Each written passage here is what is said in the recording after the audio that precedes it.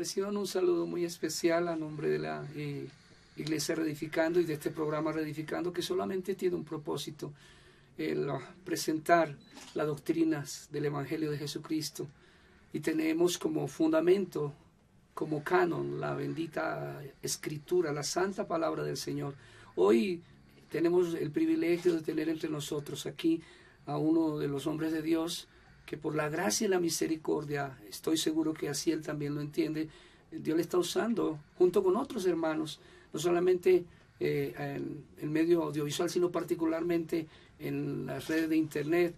Y como digo, solo queremos que toquemos aquellos temas que tienen que ver con la iglesia y que nos ayudan a ser cristocéntricos, a darle la supremacía al Señor y sobre todo a que entendamos las misericordias de Dios y que todo esto es de pura y solamente gracia. Hermano Sugel, bienvenido. Permítame decirles también que el pastor Sugel, aunque muchos de ustedes quizá ya lo conocen, es pastor en la Iglesia Bíblica del Señor Jesucristo en Santo Domingo, República Dominicana. De nuevo, gracias por estar con nosotros, pastor. Es un placer y un privilegio. Sé que el tiempo es breve, por eso quisiera entrar al tema. Hay una necesidad de adentrarnos en un tema que creo que para todos nosotros es importante delinear a la luz de la Escritura, y vamos a aprovechar el conocimiento que el Señor le ha regalado y la comprensión doctrinal y teológica al hermano Sugel. Hermano Sugel, quisiéramos a la luz de la Escritura tratar de definir algo que obviamente no es tan fácil, pero que la Biblia nos permite entender. ¿Qué es la gracia? Muchas personas definen la gracia como los dones inmerecidos que Dios nos da. O sea, Dios nos da regalos, favores que nosotros no merecemos. Pero esa definición de la gracia, que es tan común, solamente dice la mitad de la historia.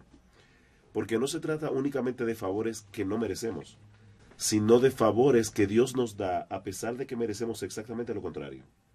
En otras palabras, si yo le doy algo a un mendigo y lo ayudo, le doy algo de dinero para comer, eso es misericordia. Pero si ese mendigo el día anterior había entrado en mi casa y me había robado y yo lo sé y él merece estar preso, y encima de eso yo decido tratarlo con benevolencia y darle lo que necesita, eso es gracia. En el caso de la salvación, no es simplemente que nosotros no merecemos la salvación, es que merecemos la condenación por causa de nuestros pecados, pero Dios nos escoge en Cristo para ser beneficiarios de esa salvación completamente gratis de nuestra parte. Porque para Cristo le costó todo, a nosotros no nos cuesta nada. Es por gracia, por medio de la fe, como dice Pablo en Efesios capítulo 12, en ese pasaje tan conocido. La gracia de Dios se opone radicalmente al mérito humano. Si nosotros entendemos eso, ya vamos por buen camino para comprender la gracia. Pablo dice en Romanos capítulo 4, al que obra no se le cuenta el salario como gracia, sino como deuda. Mas al que no obra, sino cree en aquel que justifica al impío, su fe le es contada por justicia. Fíjate cómo Pablo contrapone aquí gracia y obra. Esto puede sonar chocante para algunos. La salvación es por obras, pero no por nuestra obra, sino por la obra de Cristo, que vivió una vida perfecta de obediencia a la ley de Dios y luego murió en la cruz del Calvario la pena que yo merecía. Y sobre la base de ese sacrificio, ahora Dios me da lo que yo no merezco, pero Él sí merece, el Señor Jesucristo. Eso es básicamente la gracia. Bien, hay un tema que me gustaría que su merced tocara, y es algunos tratan de generalizar con la gracia y otros tratan de darle un enfoque a diferenciar entre gracia especial y gracia común. ¿Quiere hablarnos, su merced, sobre ese tema para tratar de comprender a la luz de la Escritura en qué consiste, si en realidad hay gracia especial y gracia común, en qué consiste y cómo podemos entenderla? Porque, como lo vamos a ver, si el tiempo nos lo permite y su merced nos ayuda, también sabemos que hay enemigos de la gracia. Estamos aquí pisando un terreno de definición teológica, no bíblica. ¿Qué quiero decir con esto? Los términos gracia especial y gracia común no aparecen en la Biblia. Ahora, Manuel, nosotros sabemos que tampoco la palabra Trinidad aparece en la Biblia. La pregunta es si la doctrina que nosotros creemos de un solo Dios que subsiste en tres personas es bíblica, y nosotros sabemos que sí. Entonces, de la misma manera, sí, ciertamente hay una gracia especial en el sentido de que hay una gracia salvífica, hay una gracia que salva de parte de Dios, que está destinada únicamente a sus escogidos. Nosotros fuimos escogidos, dice en Efesios capítulo 1, desde antes de la fundación del mundo, para ser beneficiarios de esa gracia salvadora. Ahora, la Biblia también enseña que Dios derrama muchos de sus dones a todo el mundo. Y en ese sentido eso es gracia común. Dios hace salir su sol sobre malos y buenos. Y Dios hace llover sobre justos e injustos. Incluso hay un pasaje en Hechos que es sorprendente, la manera como Pablo presenta allí la gracia común de Dios. Es decir, la gracia que alcanza a todos los hombres, no con salvación, pero sí con dones que vienen de la mano de Dios. Dice Pablo en Hechos capítulo 14, versículo 16, en las edades pasadas, Él ha dejado a todas las gentes andar en sus propios caminos. Si bien no se dejó a sí mismo sin testimonio, haciendo bien, dándonos lluvias del cielo y tiempos fructíferos, y llenando de sustento y de alegría nuestros corazones. La capacidad que tiene un incrédulo que no ama a Dios ni cree en Dios de disfrutar de la creación es una gracia de Dios, porque es algo que Él no merece. Podríamos decir, pastor, perdón que lo interrumpa, que la misma existencia del ser humano, el hecho de que exista, es un don de gracia. De gracia. Sí, definitivamente. Bien, ¿es condicional, hablando de la gracia salvífica, es condicional o es incondicional? Es decir, ¿es una gracia dada de tal manera que todo el mundo tiene acceso a esa gracia salvífica de cualquier forma, o está condicionada a la gracia salvífica que Jesús expresa en su obra expiatoria? Vamos a decirlo de esta manera: para yo hacerme partícipe de esa gracia de Dios, yo tengo que creer y arrepentirme. Si lo veo desde ese punto de vista, diríamos que la gracia es condicional. Sin embargo, la gracia realmente es incondicional por el hecho de que aún la fe y el arrepentimiento son dones que están incluidos en el paquete de gracia. O sea, no solamente la salvación es de gracia, es que la fe y el arrepentimiento que Dios da a sus escogidos son dones de gracia. Una vez yo introduzco el término condicional, entonces ya deja de ser gracia. Porque estoy diciendo que esta persona ha cumplido una condición, él llenó el requisito. Y lo cierto es que nosotros no llenamos ningún requisito. En Romanos capítulo 9, Pablo trata con este problema. Y cuando dice que Dios amó a Jacob, pero no a Esaú, dice Pablo, ¿qué pues diremos a esto? ¿Que hay injusticia en Dios? En ninguna manera.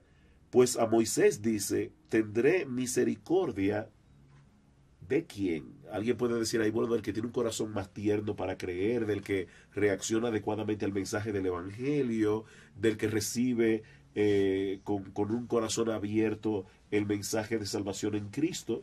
Sin embargo, esa no es la respuesta de Pablo. Pablo cita ese pasaje que dice, tendré misericordia del que yo tenga misericordia y me compadeceré del que yo me compadezca. En otras palabras, la gracia de Dios Él la otorga soberanamente a quien Él quiere. Ahora, algo importante aquí, Manuel, en este punto es aclarar que nuestro Dios no es un ser antojadizo. Hay una razón en Dios de por qué Él escoge a unos y no a otros, pero esa razón no está en ti ni en mí. En Efesios dice que Él nos escogió por el puro afecto de su voluntad. O sea, ahí no entra nada que tenga que ver con nosotros. Es el afecto de su voluntad en estado puro. No fue que Él vio nada en nosotros que lo moviera a salvarnos y a escogernos para recibir su gracia. Es que Él quiso hacerlo. Tendré misericordia del que yo tenga misericordia. En los primeros capítulos de Génesis hay un versículo que se lee, y Noé halló gracia delante de Dios. Una mala lectura de ese pasaje pareciera ser que Noé tenía algo mejor, distinto, o algún mérito diferente a todos los que murieron bajo el juicio del diluvio. Entonces debería entender que más bien lo que quiere decir es que la gracia de Dios se hizo evidente en Noé, y eso fue lo que hizo que en realidad obedeciera y respondiera positivamente a las demandas del Señor. Soberanamente Dios decidió que fuera Noé quien construyera el arca y se salvara con su familia y tuviera la fe para creer en Él. Algunos piensan que la fe y el arrepentimiento son obras, Y su merced ya ha dicho que obviamente son dones que otorga el Señor. No, de hecho, la salvación es por fe, precisamente para que no sea por obras. Según 1 Corintios capítulo 13, versículo 13, hay 3 virtudes cardinales. ¿Cuáles son? La fe, la esperanza y el amor. Y Pablo dice, de estos 3, ¿cuál es el mayor? El amor, no la fe. Sin embargo, nosotros no nos salvamos por el amor, nos salvamos por la fe, que no es la virtud más importante. Entonces, ¿por qué por fe y no por amor? Porque la fe es el único acto del hombre que no es una obra. La fe es una mano desnuda que se extiende simplemente para recibir lo que se le está ofertando. El que ama, obra. Y eso es bueno. Si yo amo a mis hermanos, yo debo obrar. Y si yo amo a Dios, mis obras deben manifestar que yo lo amo. Pero precisamente por eso es que la salvación no es por amor, es por fe, para que no sea por obras. Ahora, respecto al Evangelio, podemos decir entonces que la fuente de donde bebe el Evangelio es la gracia y que cumple un papel, es decir, es la esencia misma del Evangelio. ¿Cómo lo podríamos explicar? Totalmente así, es la esencia, es el centro mismo del Evangelio de Jesucristo. Ahora, es importante aclarar aquí que cuando hablamos de la gracia, no estamos hablando de algo que está fuera de Dios. Estamos hablando de una característica de Dios. Es que Dios es un Dios de gracia. Él es el Dios de toda gracia. Es algo que está intrínseco en Dios. Dios pudo haber dejado a la humanidad completa perdida en su pecado. Y si Dios hubiera decidido no salvar a un solo ser humano, Dios hubiera sido justo y hubiera sido bueno. Si Él hubiera decidido salvar a uno, ya eso era demasiado. Pero Él ha decidido salvar a millones porque Él es un Dios de gracia. Bien, en Juan capítulo 1 dice que hay una diferenciación que hace también el apóstol Pablo respecto de Moisés y respecto de Jesús. Y dice que por medio de Moisés vino la ley, pero Jesús vino lleno de gracia y de verdad, y de la cual tomamos todos y gracia sobre gracia. ¿Nos podría explicar un poquito, en este tiempo tan corto, profundizar un poquito, por qué se dice esa profundidad de verdad de que Jesús vino lleno de gracia y de verdad? Porque la gracia de Dios se manifiesta enteramente en Jesús. La ley nos prepara para la gracia, porque la ley me hace ver mi impotencia, la ley me hace ver mi pecado, la ley me hace ver que yo no puedo salvarme por mí mismo ni llegar a tener comunión con Dios por mí mismo. Jesús es el que viene lleno de gracia y de verdad para abrir el camino al Padre a través de su vida perfecta y de su obra en la cruz. Así que Moisés nos dio la ley. Ahora, la ley, sorprendentemente, no está exenta de gracia. A veces nosotros hacemos una dicotomía demasiado severa entre la ley y la gracia. Hay gracia en la ley y hay ley en la gracia. Eso lo vemos en el Nuevo Testamento. Pero definitivamente la función de la ley es hacerme ver mi impotencia para entonces llevarme a procurar la salvación que Dios otorga por gracia. Y esa acción de hacerme ver mi impotencia en sí misma es una gracia del Señor. Ok, hablando en este corto programa, la gracia tiene enemigos. Oh, sí. Tiene muchos enemigos, pero quizá algunos autores que quizá no vienen al caso mencionar, hablan de dos importantes. Por un lado el libertinaje y por otro lado el legalismo. ¿Nos quiere hablar un poquito de eso? Bueno, en Judas, la carta de Judas, él habla de aquellos que convierten la gracia de Dios en libertinaje. Ese es el tipo de personas que dice, bueno, si todo es de gracia y no es por obras y yo no tengo que ganarme el favor de Dios, entonces yo puedo creer en Jesús y vivir como yo quiera. Y entonces viven en un libertinaje. Eso es no solo abusar de la gracia de Dios, eso es un síntoma inequívoco de que esa persona no ha conocido la gracia. ¿Por qué? Bueno, porque Pablo dice en Tito capítulo 2, versículo 11 en adelante, que la gracia de Dios enseña algo a aquellos que abrazan la gracia. Pablo dice, porque la gracia de Dios nos enseña que vivamos en este siglo sobria, justa y piadosamente. Entonces, el libertinaje definitivamente es un enemigo de la gracia.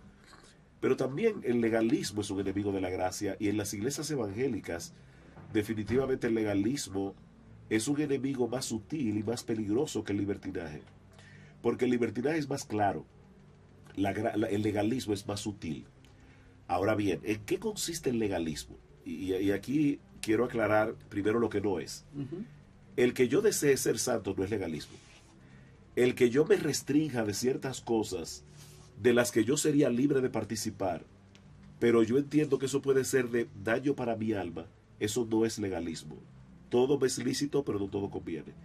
El que yo me abstenga de cosas que son legítimas por el buen testimonio de Jesús, eso no es legalismo. El legalismo es el esfuerzo del hombre de ganar el favor de Dios a través de sus obras. Y alguien dirá, ¿y los evangélicos tienen problemas con eso? Oh, claro que sí.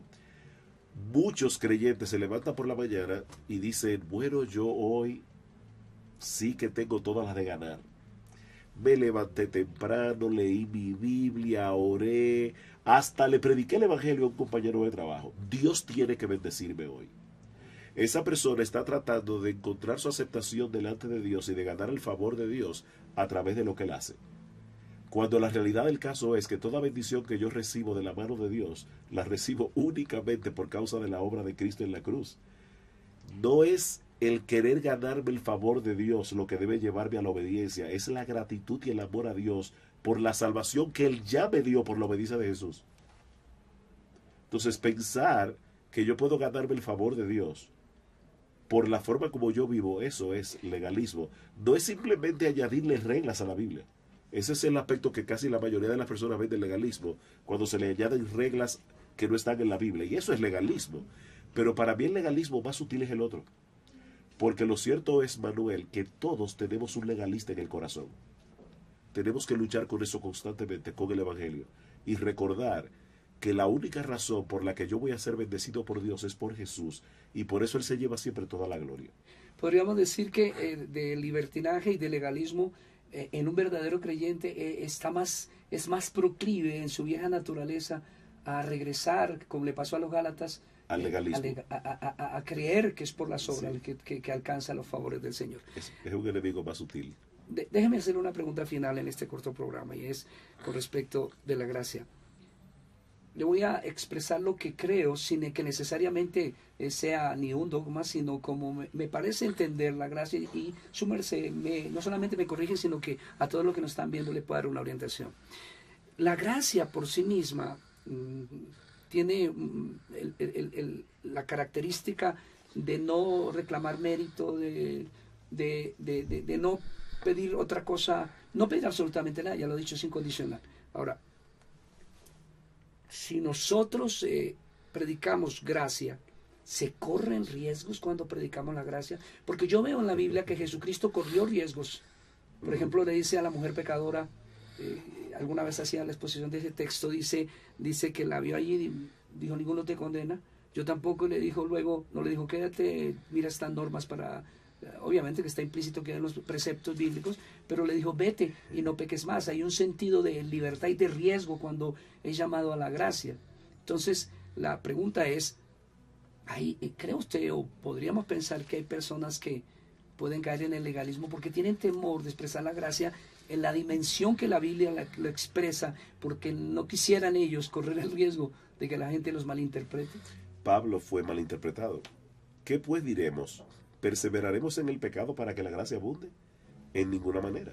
O sea, Pablo tuvo que corregir esa mala interpretación de la gracia, aún en la época apostólica, y lo mismo va a suceder en nuestra época.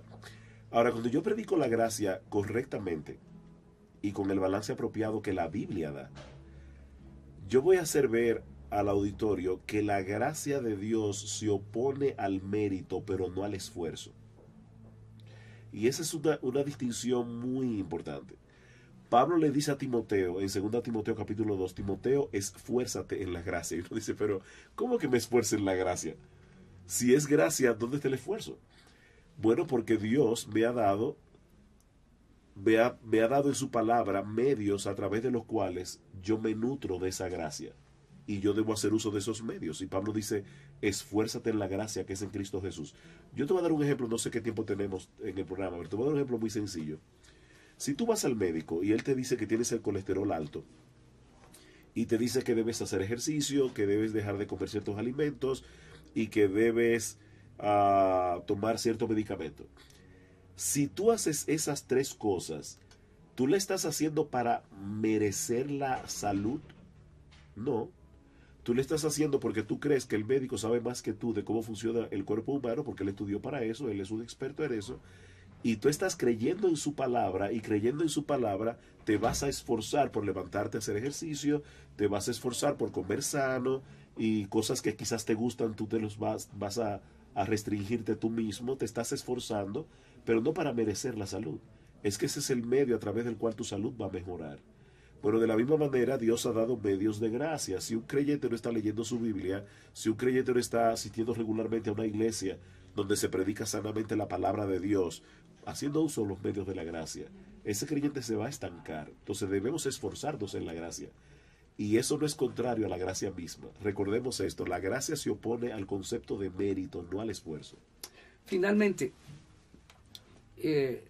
la iglesia tiene como tarea, como un gran objetivo es proclamar el Evangelio de la Gracia.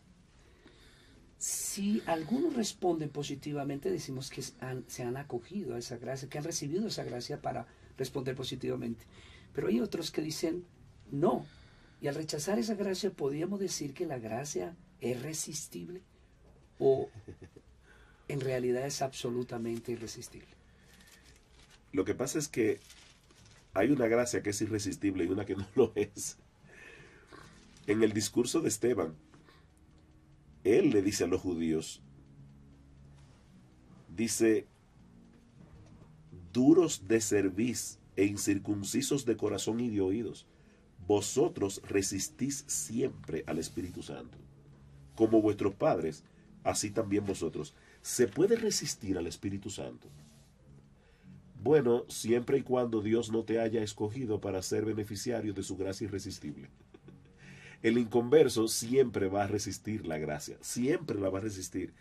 La gracia, como bien señala Tim Keller, es antiintuitiva. Mi intuición me dice que si yo hago algo bueno, debo recibir algo bueno. La teología de los amigos de Job. Si tú estás tan enfermo, debe ser porque tú pecaste, que es una teología que muchos tienen en el día de hoy. La gracia es antiintuitiva. El inconverso siempre va a rechazar la gracia. Pero Dios, a algunos que Él escogió para salvación desde antes de la fundación del mundo, lo llama con una gracia que es irresistible. Pastor Sugel, ha sido de verdad un regalo de Dios tenerle con nosotros en este sencillo y poco pretencioso programa. Solo quiere, como lo hemos expresado y oído a través del Pastor Sugel, que usted sea alcanzado por esa gracia. Oramos porque esos sencillos momentos, esos pocos minutos que hablamos del Evangelio de Jesucristo, Dios en su gracia le alcance a usted y pueda usted responder positivamente, reconociendo su estado pecaminoso, arrepintiéndose y corriendo con fe a la cruz. Y puedo añadir algo, Manuel, ya que pero dijiste por supuesto. eso. Si algún inconverso nos está viendo, yo no necesito saber que fui escogido desde antes de la fundación del mundo para ser beneficiario de esa gracia, para venir a Cristo en arrepentimiento y fe. Lo único que yo necesito saber es que soy pecador, que necesito a Cristo y que en Él hay salvación. Así que si tú sabes eso, que eres pecador, que tú has violado la ley de Dios, que mereces la condenación, tú no tienes que llegar al trono celestial para saber que tu nombre está en una lista de escogidos. Arrepiéntete de tus pecados y confía únicamente en Jesús. Y va a haber salvación para Él. Bueno, recuerden, donde abundó el pecado, sobreabundó la gracia. Les invitamos a nuestra próxima exposición bíblica en su programa Reedificando, y les invitamos a que estén orando por nosotros para que hombres de Dios como Sugel y otros que están siendo usados por Dios puedan estar con nosotros ayudándonos a alumbrar nuestro entendimiento para que podamos comprender la buena, agradable y perfecta voluntad del Señor. En próxima ocasión estaremos con ustedes. Bendiciones.